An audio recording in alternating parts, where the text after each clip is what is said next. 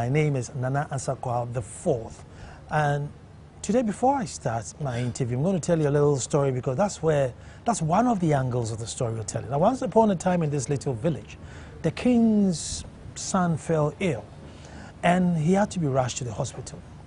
So then comes along Michael, who says, "Yes, I can drive. Hand me over the keys so I take the son to the hospital." They hand over the keys to Michael, rushes through the traffic, sends the son to the hospital. Son gets cured because he goes to the hospital in time. But then it turns out that Michael hasn't got a driver's license. So what do? Do we say that because, a stitch in time saved 9, we should overlook the fact that he did not have a driver's license, or we should say, we don't care. Whether you saved that child or not, you didn't have a driving license, therefore it's an illegality. That's the clear case here. We woke up this morning to probably the biggest news in West Africa, if not the whole world, that our one and only famous AIDS ambassador, Joyce Mensah, says that all along she never had HIV. Really? And so all the questions begin to run through your mind. Well, how was she taking her tablets? How did she know which dose to take? Who was administering the tablets? And the Ghana AIDS Commission then comes into play big time. Folks, our guest tonight is Joyce, our one and only HIV ambassador, or was HIV ambassador. Joyce, you're welcome. Thank you. Now, this is a big blow to me, a big shock to me, because in my previous, platforms, I have interviewed you. Yeah. I have been impressed and concerned, and indeed, I've always offered to help whichever way I can help, because the cause you were championing was a good cause. You know what? I'm going to go and start back to your childhood. What was your childhood like? I was a happy child growing up, even though we didn't have all it takes financially. I grew up as a happy child because there were so many things that I loved doing that made me a happy child. Mm-hmm. Some of the things I used to do, which I still do, is singing. Okay.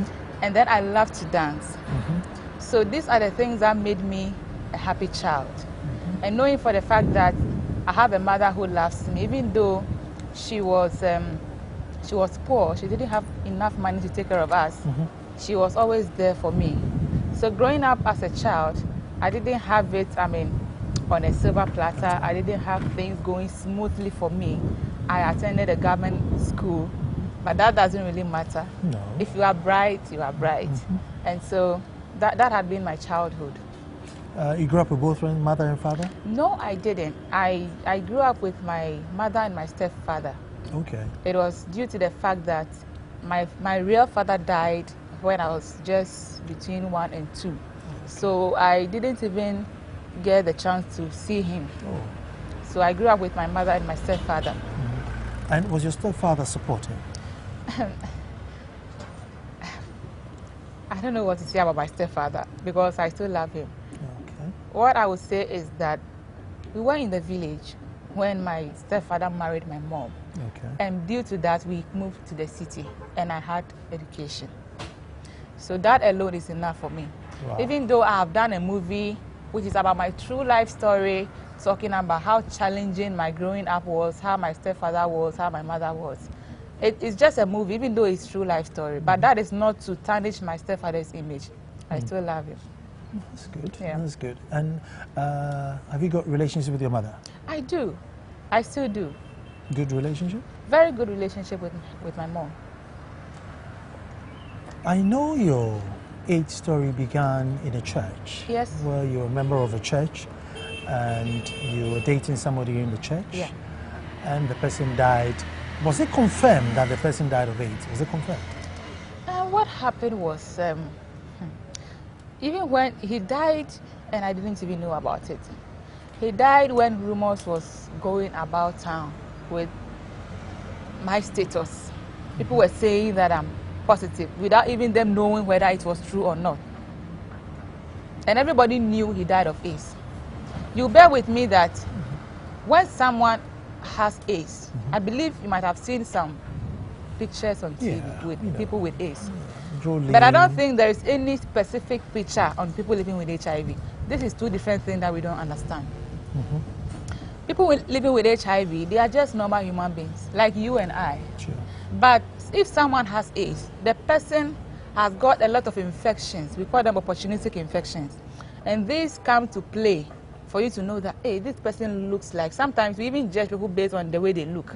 Looks like he or she has AIDS. Because of maybe some rashes or some dehydrated. Yeah, any other thing that can make somebody look like an AIDS patient is there. So maybe they saw all these things. In addition to that, where he was admitted. In an 8 ward. Yes. And so people put 2 and 2 together. Yes, and then concluded. But there were no medical confirmation to that. Nobody confirmed me medically to be able to say, Joyce went to the hospital. No, I'm talking about your ex-partner who died. Yeah. Was there any confirmation that yes, like the postmortem, that yes, died of AIDS, medically? I didn't see that, but it's I think it's a family that suspected, or the family saw that? Not suspected. The fact of the matter, this thing is complicated. I personally, I can be put in that what shows, how do you know that your boyfriend died of AIDS? Because I myself haven't gotten any medical proof to say he died of AIDS. All that we all knew was he died of AIDS. And then the story started. Yes. Have you tested? I have tested several times. And what was the result? Non-reactive, meaning I don't have HIV. Okay. So now I'm going to go back to how you get your, because you have to know what level of the count, the HIV count, so that you know how many retrovirals you have to take. So how do you know what to take and who's administering? That one, I studied it. What they're asking me now, I learned it. No, but when you go to the counter, you have to show something to say that give me 2 tablets a week or 5 tablets a week. It doesn't work like that. If a doctor will confirm you, they check your HIV status, they check the type of HIV you've got, and then they give you your type of medication. You don't just go to a pharmacy and say, I've got HIV, so give me drugs. So was there a doctor collaborating with you to give you that type of HIV you have? I don't have HIV. So how are you getting the tablet? Who says I'm taking tablet? Everything I said in the past was a story. Okay, now I'm going to go back. How long have you been ambassador? I was made officially heart-to-heart ambassador, not HIV ambassador, by the Ghana AIDS Commission in 2011. Okay. Yes. But I called myself HIV ambassador because that name even came about when KSM interviewed me on his show, and I was trying to hide myself. And then we didn't know which name to use. And KSM said, so now that you don't want to mention your name, what do we do? And then I told him, okay, let's say HIV ambassador. That was how the name came. I see. So the heart-to-heart ambassador is what I am. That's official. Official by Ghana AIDS Commission. Okay, so what is the role of the heart-to-heart ambassador? The heart-to-heart ambassador is to help deepen the knowledge of HIV in Ghana and share their true life story to educate people.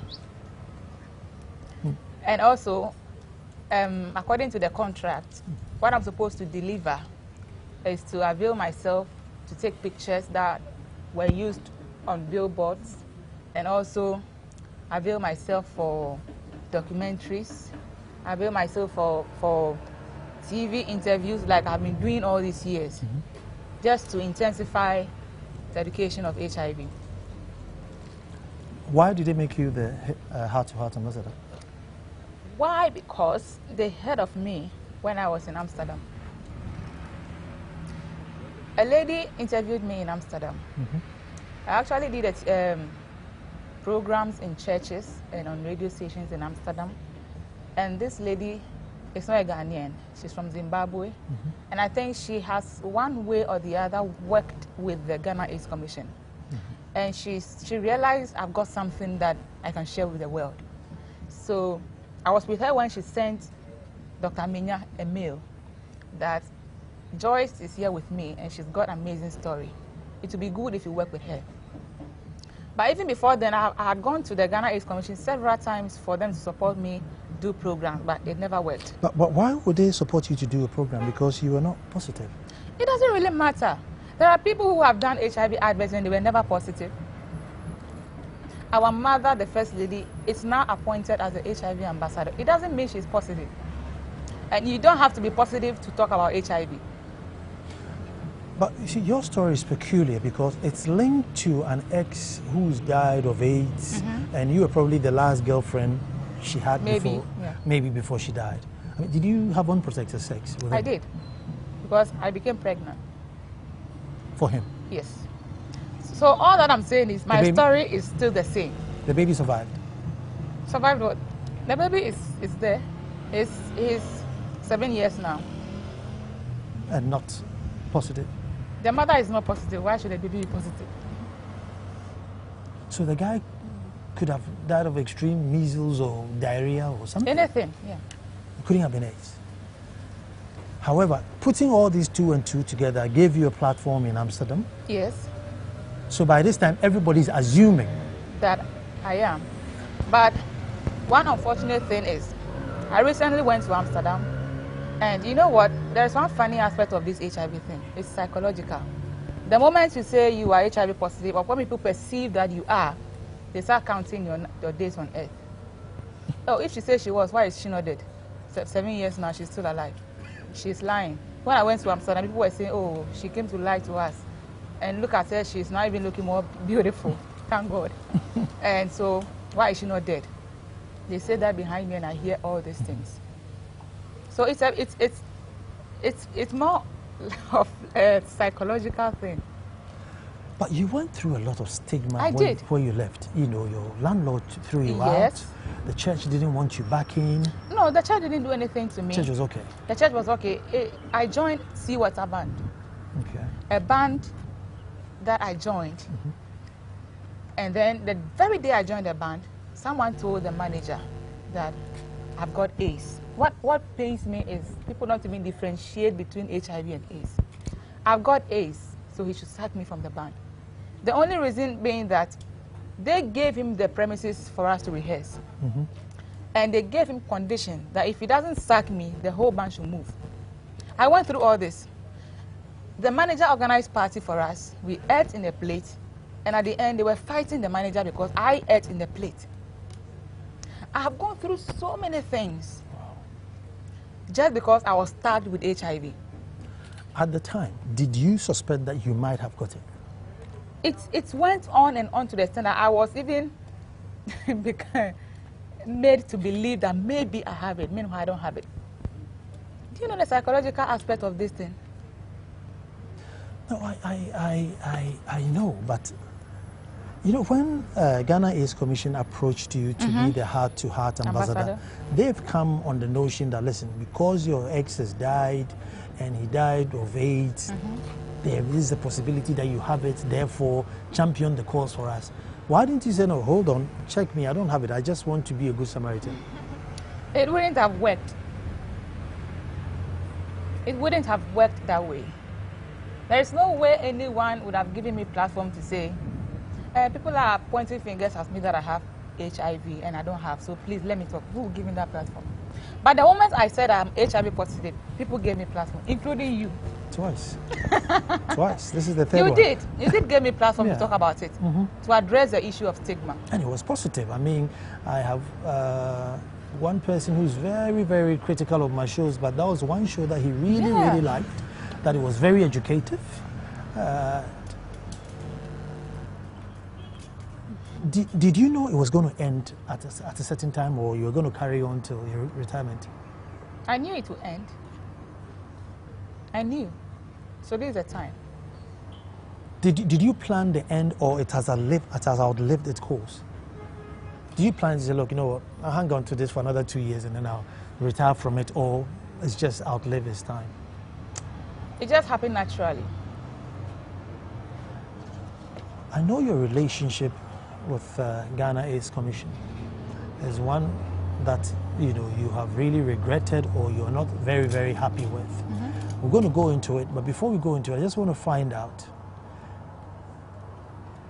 is that why you are coming out now if they've done something? Now, viewers, stay tuned because that's what we're going to find out. Thank you very much for staying tuned. I'm talking to Joyce, who was the heart-to-heart ambassador, presumed HIV ambassador, and it's an amazing story. Woke up this morning just to realize that, you know what, the HIV part of the story is not true. Everything else, all the jigsaws fall into place. However, that was so critical. That's what made all the jigsaws fall into place. Now, I know her relationship with Ghana AIDS Commission has been very sour. Are you coming back to get at them because they have messed up? I have no intention of getting back at them. I mean, I never spoke about whatever went on between me and Ghana AIDS Commission. Stay tuned. Thank you very much for staying tuned. Just before the break, we were just moving on to Joyce's relationship with the Ghana AIDS Commission. Now, I know it's very sour, and I want to find out, is it out of bitterness that she's coming out now to get back at them? If not, we just want to find out what the relationship has been like, Joyce. I know, and you've told me, that they have not treated you fairly. Yeah. We said that off air, but like I said to you, I'm not ready to talk about Ghana AIDS Commission now. No, how they have treated you? I know things went on. See, Joyce, this is very big. There are people who sat at home watching now thinking, oh, she defrauded us, I felt sorry for her, you know, she's done a scam, she's done this, she's done that. You're also thinking, well, I did a good deed here and there. But the long and short is the bridge between you and the Ghana AIDS Commission. I'm sure you owe it to us to find out. Just a sneak peek. What went on? A lot went on, like I said, but I'm not doing this because of Ghana AIDS Commission. And so if I change the subject matter to talk about AIDS Commission, then everyone will assume that, oh, okay, she's saying this because she didn't get anything from Ghana AIDS Commission or that. But this is not it. Whatever happened between me and Ghana AIDS Commission happened 2 years ago. And I believe 2 years back, people still saw me as a HIV ambassador because I never spoke anywhere about Ghana AIDS Commission. And I was still working as the supposed HIV ambassador. You've been to Washington recently? No, just about, I came back from Amsterdam just about 3 weeks ago. On the HIV mission? No, this particular trip wasn't on HIV mission. When was your last trip with the AIDS Commission abroad? That was 2 years ago. 2 years ago? To Washington, D.C. Washington, D.C. Everything went on well? Yeah, it went on well.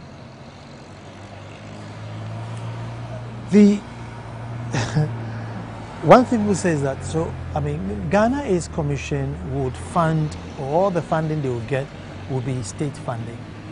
Now, they will give you state funding based on the story that you are HIV positive and you want to be out there. So if it turns out that you are not, then are they trying to come and say, look, they give us our money back because you didn't tell us the truth? I don't think there's something like that. They didn't give me money to work. I believe they rather got sponsorship from people, outside donors, and then here in Ghana. From you? Because of us, me, Reverend John Azuma, and the rest. Now, are the rest HIV positive, or they are also playing along? Professionally and technically, I will tell you that I am not in the right position to declare anybody's status. So whether they are also positive or not, I can't tell. I'm speaking for myself.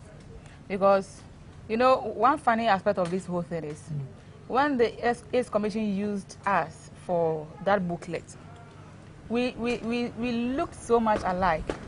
People even thought Reverend John Azuma's wife is my mother. And so they're like, oh, you look like a mom. This is like a family project. I never knew them anywhere. I only met them at Ghana AIDS Commission. I never met them anywhere. I had met Gifty when I was ejected from where I used to live, and then I located NAPLAS Ghana. NAPLAS is National Associations of Persons Living with HIV Secretariat. That was where I met Gifty. At a point, Gifty even accommodated me in her house. But with Reverend John Azuma and the wife, I never met them anywhere. So I wouldn't be able to say Reverend John Azuma is HIV positive or not. I can't say that. You know, they've all been saying it by themselves. No one has a right, not even a doctor has a right to come and disclose their status. Yes, that is confidentiality. That comes with HIV. Joyce, you could go down as, I don't know how to choose my words carefully, but maybe deception, you know, the biggest deceptor for a long time. I mean, you've been on Vanity Fair, you've been with Bono, you've been on the international stage, you know, and it's all been based on just that one single assumption. How are you taking it? When they call me, I'll explain to them. Why now? Now because the time has come. It is now because the time has come for me to say it. People are still getting HIV, they still need your counsel, they still need your leadership. They do need me, that is why I'm always there for them. No, but now they won't come because at first they were coming because, look, there's someone who lived it and gone through it. So now they know that, oh, he hasn't been there. You're going to lose a lot of your I don't think so, because do you know that many people in this country don't even know where to go when they are HIV positive. Some got to know their status because they wanted to travel and they were asked to do HIV tests and they were positive. Some went voluntarily because they heard me speak. And then after they realized they were positive, I don't know how, but they didn't know where to go. They call me on a daily basis. I even pick some of them. Nobody gives me transportation to do that. So I've been working behind the scenes. You take them supporting to the hospital? people, yes, all the time. So it is not only on TV that I work, but behind the scenes too, I support people. Wow. Yeah. So I don't think they should be. All that I'm saying is that. You see, they did that. They opened up to you. And I never disclosed. And I kept everything confidential. I never disclosed anybody just because I'm not positive. That doesn't give me the chance to disclose somebody's status if I give them an assistant. No. No, you see, if I was HIV positive, I would open up to you because I know that, look, you are in the same situation. And because you know I wouldn't tell anyone. No, but firstly because I know that you're experiencing what I'm experiencing. Yeah, but I have experienced stigma like a person living with HIV before. You still think people will still call you, or most of them will stop calling now? They will still call me. I think I strongly believe they won't call. They will call me. Do you know one aspect of this whole issue? Tell me. I believe that in this life, you can never please any human being. No. You can only please God. And sometimes, I mean, we are all fallible. When you make mistakes, you correct yourself. I didn't come out to say I'm perfect, no. I spoke about what I went through. And I put myself in their shoe to talk about it. That was how come I got platform to talk.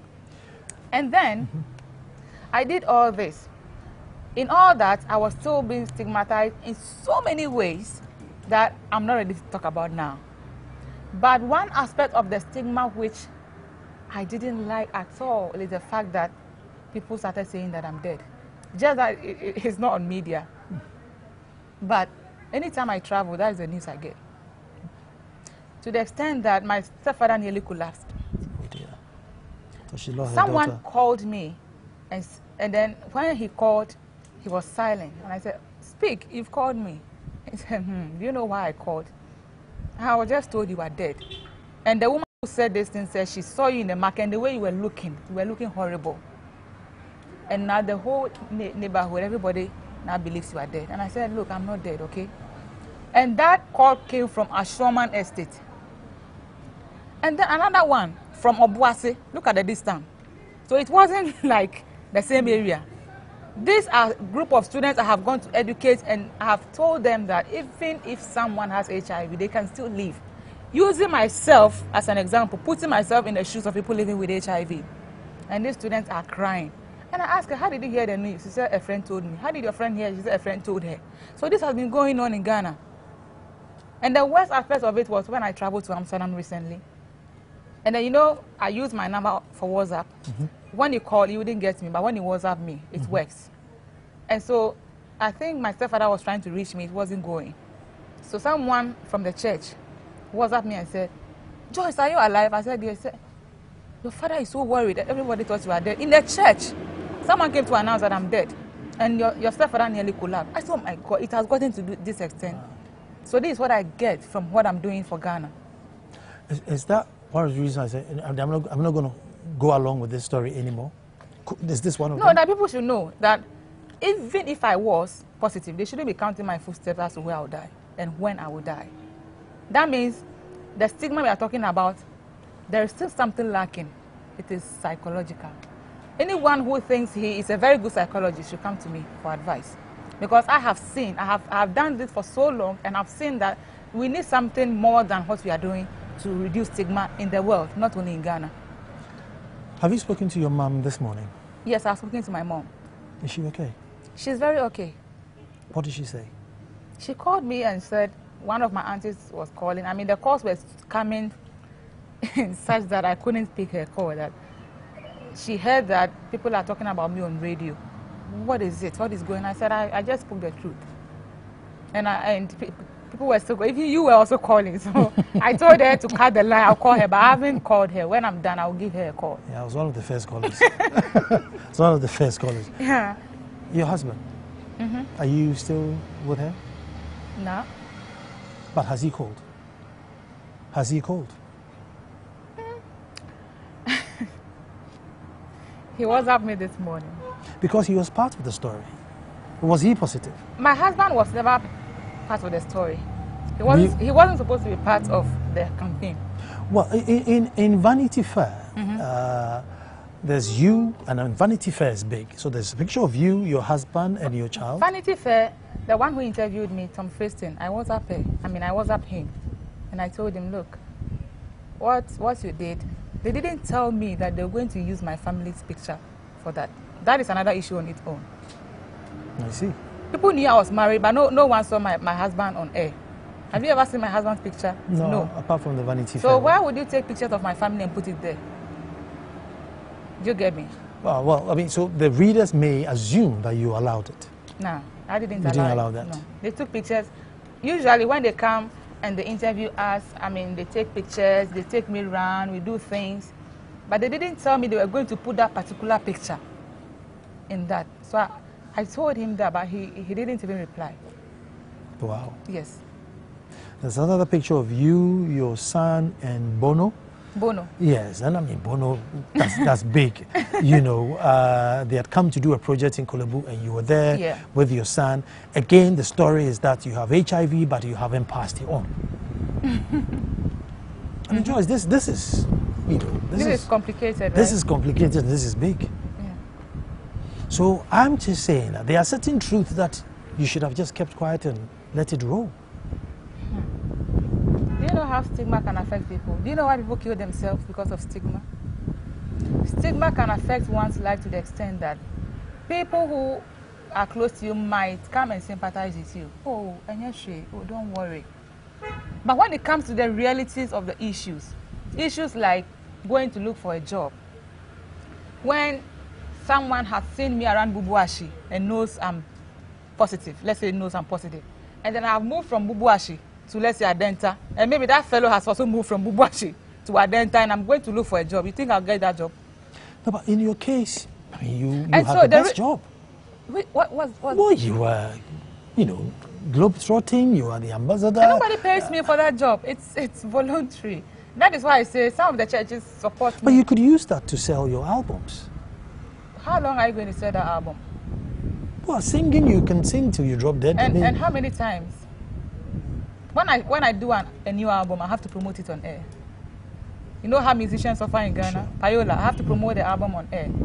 I have gone to a lot of places. I have gone to most of the banks here in Ghana. I have really educated them. By the grace of God, I have made so much impact. And they supported me by buying my album. I was living all this while on selling CDs. Nobody knew.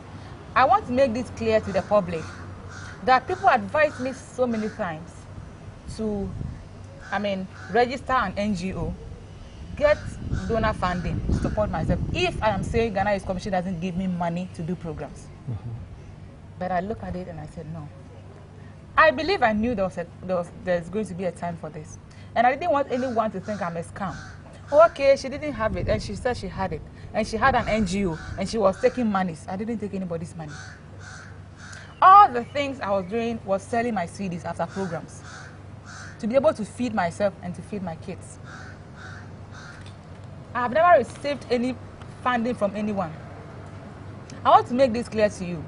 The first time I went to Amsterdam, a pastor took me there. The second time was an NGO, they invited me. And then when I was going for the second time, because I had gone to most of the schools in Ghana, I took pictures of the programs I did. So I went there and then spoke to the one who gives funding in Amsterdam for HIV works. Said, look, this is what I want to do. I've once engaged in premarital sex, and I believe this is what has brought me this far. And I wouldn't want students to go through that. So I want you to give me some funding to be able to move around when I'm doing programs. Oh, they saw it as a very good idea. I gave them facts because they saw pictures and videos. Okay. I came back to Ghana, and then, they said they were going to give me office, send me money. When I came, they took my bank details. Everything was in order. And then, along the line, I was calling, she wasn't picking. I was calling, she wasn't picking. And then one day she called and said, Joyce, do you know what? We just spoke with somebody from Ghana Youth Commission. We wanted to find out if they knew you before we can give you that money. And the person said, yeah, they know you. But what the person told us is that we are going to work with her. So that means we can't give you the money. So that was the biggest funding I would have gotten to do anything I wanted to do in Ghana, which never came. Apart from that, nothing. When was this? This happened in 2010. I see. Yes. So literally somebody from there blocked the chance? Yeah, I wouldn't want to mention his name. And did they go for the funding and work with you? They said they are going to, the person from Amsterdam said, they said they are going to work with me, so we are going to give them the funding. Yeah. But she said it, so I don't know whether they have received it or not. Not. But since she has said they are going to work with them, meaning they are in talking terms. It could be that they have received that money. But you never heard anything about it? No, I haven't seen them exchanging anything. So. One thing that you keep going about is stigma and work, stigma and work. Apart from singing, what other job do you want to do that you think the stigma is hindering you? I could do any other thing. Like, for instance, I could open a restaurant. I could have a supermarket. I could sell anything. I'm very good at selling. Because when I was with my mom, I used to sell bread for her. When my mom goes around to sell bread, she always comes back with leftover. But when I'm going to sell bread, I don't come back with even one bread. So you're good at selling? I'm good at selling. Do you get me? And that is my life, to sell. But this time around, I have dedicated my life to do this. It would have been good if they had supported me, isn't it? That's a big question, folks. We're going to come straight back and find out what is the way forward now, because now the stigma is going to be even worse than it was before. I mean, are you now going to give Joyce a job? Say, well, now that you don't have HIV, come and work in my restaurant. What's it going to be? Stay tuned. Well, thank you very much for staying tuned, but this is hot off the press. Just this morning, center pages of the Daily Guide. And there she was, Joyce, saying that, you know what, I'm not HIV positive. Nobody's tested me. Indeed, anytime I've tested, I am negative. Joyce, how are you going to deal with the stigma from now onwards? I don't think anybody will stigmatize me. I mean, no one has got any proof that I'm HIV positive. And I don't have it. Please, I don't have HIV. I did it for a good cause. I mean, Ghana AIDS Commission, I mean, they took you to Washington on the assumption that you have HIV. Why? I didn't go alone. No, but I want to know why they included you, because they included you because... Because they made me Heart-to-Heart ambassador. So, in all that time, they never once said, look, let's check for ourselves, or let's find out from your doctor how you were doing. They didn't do that? No. You have a doctor? Everyone has a doctor. When your doctor sees you as HIV ambassador, does he say, look, Joyce, you don't have HIV? I mean, people have advised me so many times to stop doing what I'm doing, but I always kept saying that I knew why I'm doing what I'm doing. To help save lives. I'm not Christ. It's only Christ who can save lives. I was just helping to do something like that. Your family know you're not positive? Some of them might have heard because of what went on. Your ex-husband, is he ex now? Yeah, he's ex. Ex now. I mean, when you leave home, you're going on radio, and he hears you on radio telling the story as though you were HIV positive, and you come back. What is it, Dzidzor, you have to stop this? Or no, he warned me from the onset not to do it. But I didn't mind him. I didn't listen to him. How about your stepdad? My stepdad sees me on TV, and I mean, he hasn't made any comment that I shouldn't do what I'm doing. It was my mom and my brother who were not in support of it. They asked me to stop. They even said I should not even engage into that. Why didn't you listen to that? Because I felt I was doing something to support people. How much of an impact do you think you made in that time? I made great impact. Because even when I'm walking in town, people approach me. When I'm in the market, people approach me.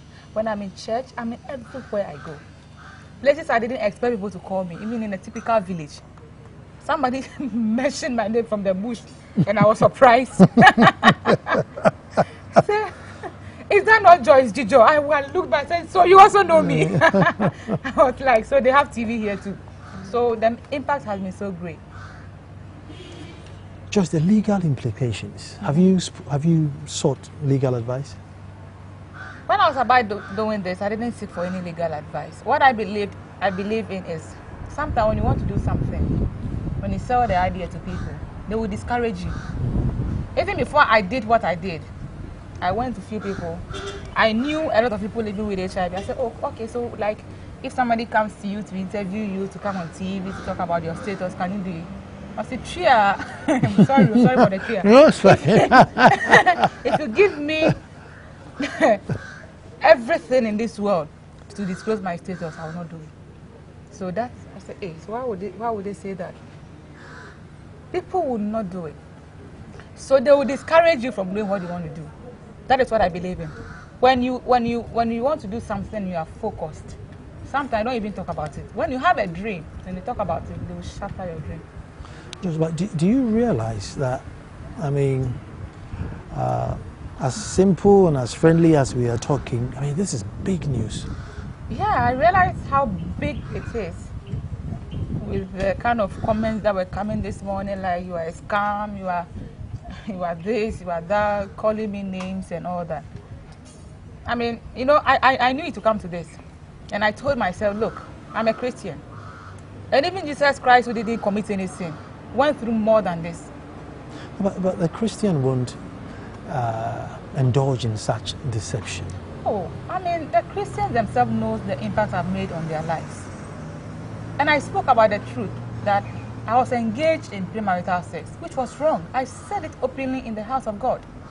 If I didn't do this with this man, no one would have thought of, implicating my life by telling people I have HIV whilst I didn't have it. So they knew, to some extent, that I've made an impact. So what I'm saying is that, even though many people will think that I did a very bad thing, they should judge, they should weigh the good and bad of what I did. They shouldn't just judge me with the bad things I did. Do you know you can literally collapse Ghana AIDS Commission? Collapse them? Yes, this story could finish them.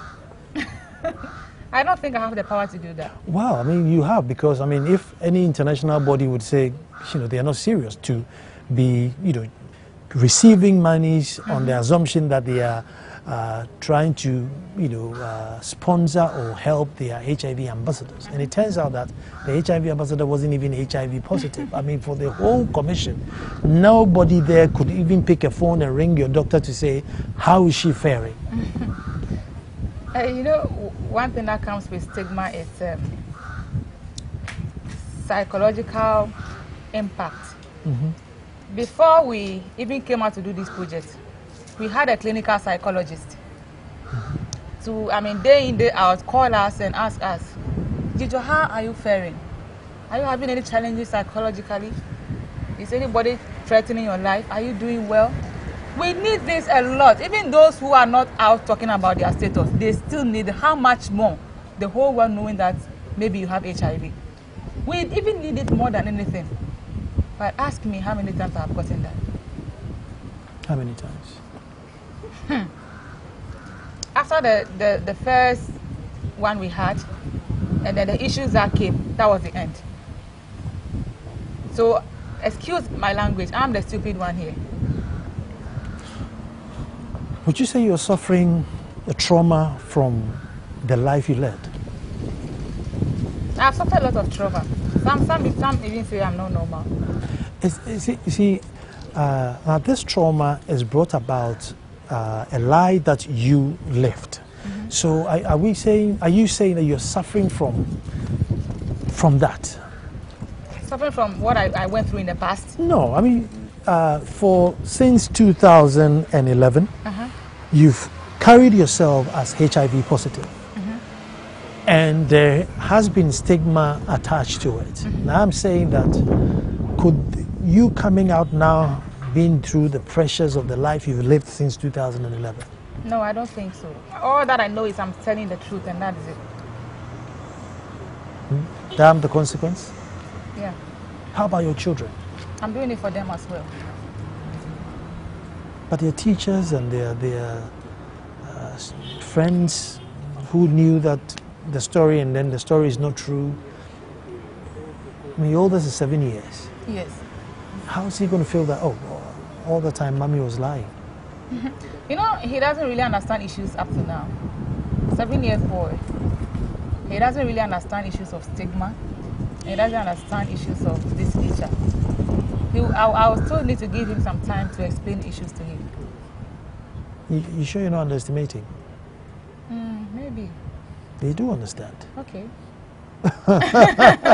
They do understand when, the little kids say, your mommy is a liar because mommy didn't have AIDS or mommy didn't have HIV. I would let them train others and say she did it to save people's lives.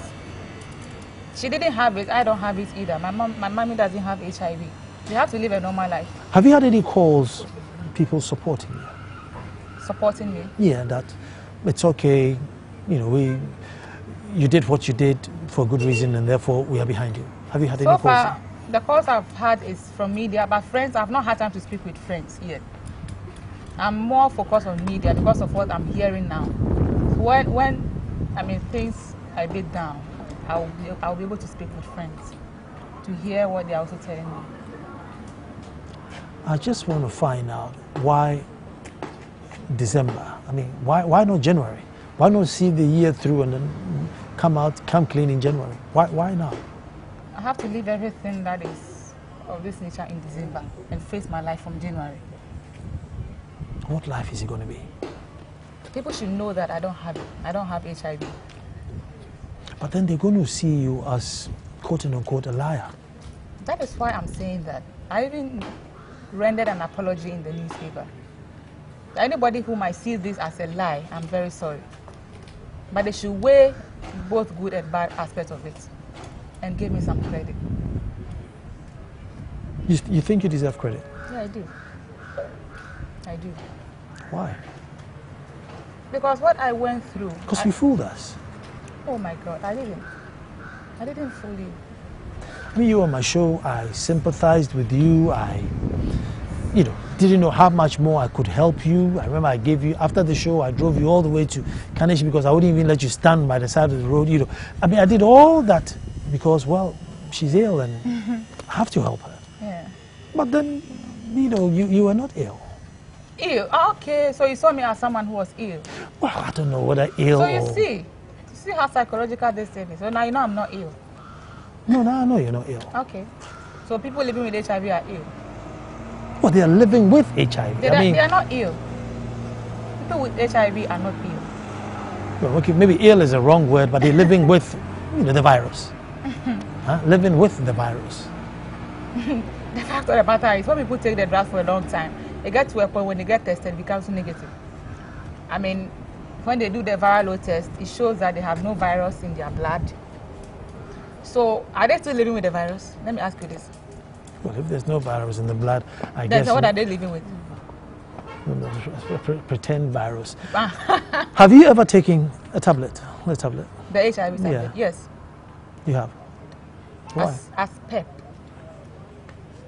PEP is post-exposure prophylaxis. Anyone who is exposed to HIV is supposed to take the PEP within 72 hours so that the person doesn't become infected. So why did you take your PEP? You went into an HIV zone? Yeah, someone stepped on my toes when the person saw me with my former boyfriend. The one that died? Yeah. So immediately you took it? Yes, the one is a nurse. She helped me to take it. Now that's new. I never heard that story. Because that one has to be hidden. And everyone should hear this. I mean, even if you are raped and you don't know the person, I mean, you can't tell if the person has HIV or not. You should go to the hospital and report. When you are given PEP, you wouldn't become infected with HIV. That is a PEP. So when the guy, no, but it had gone past 72 hours because you had pre-marital sex with this person. You don't know how soon I met this lady who assisted me to take PEP. And I didn't just have sex with the man the day I met him. It's a miracle. Miracle. That was the only time you took it? Yeah. When you came to the radio station I was working with, you had your anti-retroviral tablets. And you said that these were the tablets you were taking. Not that we saw you taking them, but you had them. Maybe you saw something like it. Maybe it's not it. So you've never gone to the counter, i.e. the place in Kolebu where the drug is administered? I've been there before. But not to collect drugs? No. To do what? You know, when you do good, you don't have to speak about it. But I mean, I frequently go there to assist people. So this lady I went to visit in the ward, she was there. No one comes to visit her. Let me tell you, some of the support I get, I also support others with the money. The only time I made my support public was on my birthday when I was 26 years old. I think last year, I donated some diapers to people living with HIV because when I went, I realized there were so many people lying down who didn't have adult diapers. You know, when they get to that stage, they pass through unknowingly, and they are supposed to be getting this support, and the hospital doesn't have any support of that nature. So I bought diapers, and I did that for people to wake up and know that AIDS is still real. But there are some that I do which I don't even need media attention. So I normally go to the hospital to visit people I don't even know. See. Yeah. How has this morning been for you? Hectic. Was I the first caller, or who was the first caller? You were the first caller. You were the first caller. So any other person who called and gave me the same time you gave me, I said I don't have to disappoint you. I'll have to speak with you first before I attend to any other person. You know, I sympathize with you when I thought you were living with HIV. So I don't have HIV. So it still remains. But I don't know whether to call you brave or whether to call you foolish. Excuse me.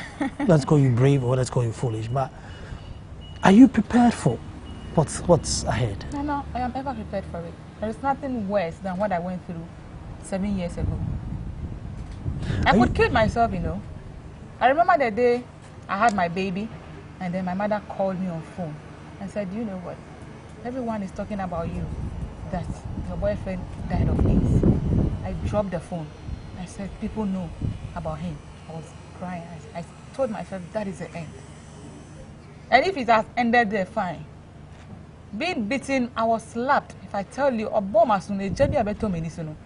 I tell you what I went through with stigma, I think it would have been worse if I kept quiet about this issue. Because I planned with my mother to run away to a village. And I was like, there is no secret in this world. The mere fact that I was there and someone called me from Nigeria, all the way from, the person was in the neighborhood. He was living at Bubuashi. And then he called me from Nigeria and said, this is what someone called me to tell me. If this message traveled to Nigeria, Kumasi no Binti, and I said Volta region no Binti, they will still hear anyway. So that means you don't know what it is to be stigmatized, do you? Joyce, You know, we have stigma in various aspects, but HIV stigma is something else. well, Joyce, Dzidzor, I don't know what to brand here now, but this is the story. The truth of the matter is she is not HIV positive. And let's wait to see what the coming days would bring. There will be no stigma, but are we ever going to forgive her for living the life that she lived? And then hire her, give her a job, whatever we're going to do, the days ahead will determine. But Joyce, I wish you all the best. Have you forgiven me yourself? Yes, I think so. Yeah, I'll forgive you. What do you think of what I did? You see, had I known is always, if I had met you earlier, I would have said, don't go there. You would have said I shouldn't even say I was positive. No, I would have urged you to find another means of helping HIV people. Maybe, like you're saying, if you say you're positive, you wouldn't have all the help. But even if you could help 2 people, that is what truth would have given you. Okay. But maybe living the lie, you were able to help 20 people. If I'm going to condemn you for helping 20 people for lying, or should I acknowledge you for helping 2 people for telling the truth? God is going to judge us all. Yeah. Folks, tomorrow we'll be back to do this all over again. Thank you very much for watching.